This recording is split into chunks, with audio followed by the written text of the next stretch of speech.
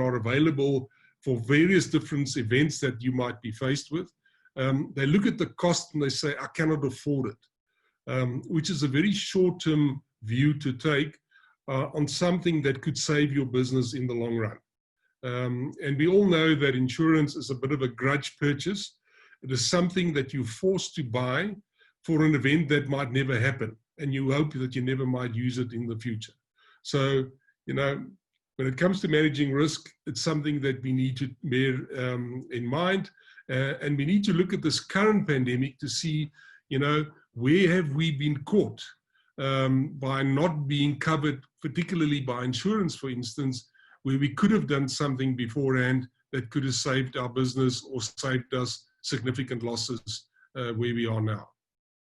The second point is we are convinced that studying the past will help us manage risk.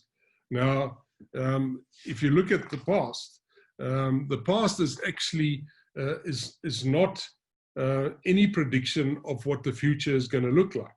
So a lot of risk managers mistakenly use hindsight for foresight.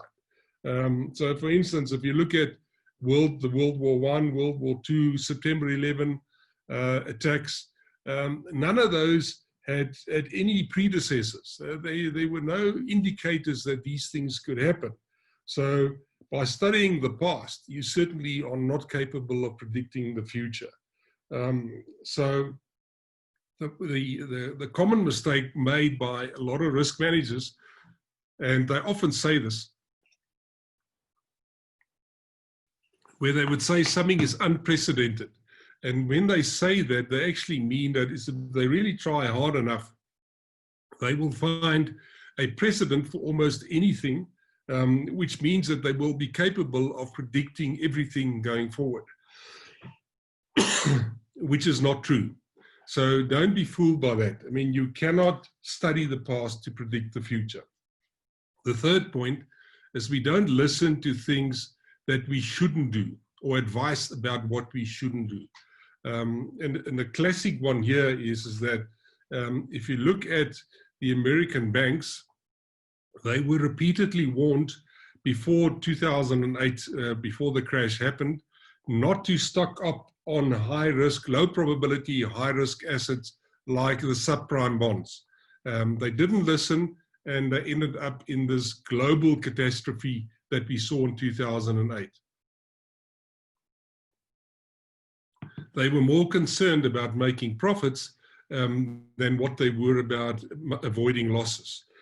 So that is a big lesson to learn, is to say that, you know, rather listen to advice on what you shouldn't do than looking at sort of pointers on what you can do or want to do. For instance, giving somebody the advice on not to smoke is probably the best possible medical advice that you can give that person, above and beyond anything else that you could advise the person on. Very similar to the advice on the subprime bonds that were given to the banks. The fourth point is we assume that risk can be measured by standard deviation. Now, a lot of risk managers fall into this trap, and unfortunately they use this as their only risk management tool, where they use standard deviation as a model to predict risk, which is extremely dangerous. If you look at these rare events, like Black Swan events, they are often, if you look at standard deviation models, they are often 10, 20, 30 standard deviations away from what is likely to happen. So, you know, if you use a normal sort of standard deviation analytical tool to predict risk, they will not even appear on your radar. So, you know, we're not saying that regression analysis and the Basel models used by banks at the moment is wrong. All we're saying is please make sure that that is not your only tool that you're using, you know, because that could be a big mistake. So risk managers should put a greater emphasis on how to avoid losses rather than just earning profits. One of the statistics that are being thrown around at the moment is that less than 1.1% of risky events will cause the loss will cause the loss of at least 50% of the losses that you will ever make. So that's quite significant, 0.1%. I mean, that's 10 basis points. So in a normal risk management model, that would not be even on your radar to consider. So the fifth point there, we don't appreciate what is mathematically equivalent isn't psychologically so.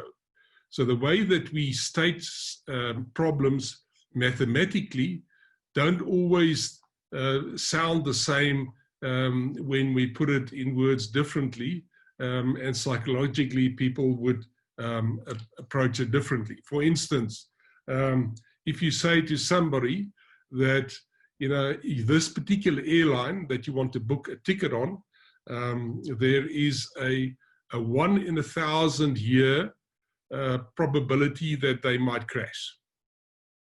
So most people that were faced by this statement still decided to book the ticket, because 1 in 1,000 years you can get your head around that and say it's highly unlikely that it will happen to me.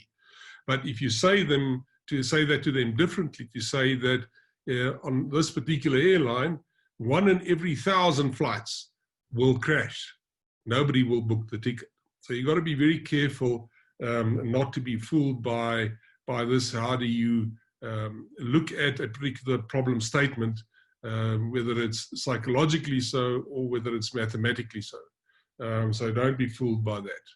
And then the last point is that we are taught that efficiency and maximizing shareholder value don't tolerate redundancy. And what they mean by that is that, if you look at the way we maximize shareholder value, is that we constantly look to eliminate excess capacity, streamline the business, all of that, and make it run as lean and mean as possible to make the business as profitable as possible. So most of those activity could put the business at risk if you are faced by an extreme event.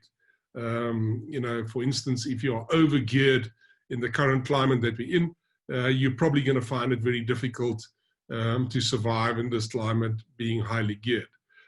So be very careful with that, is that you need to be prepared for extreme events like this and have some spare capacity, and don't run too lean and mean just to maximize shareholder value.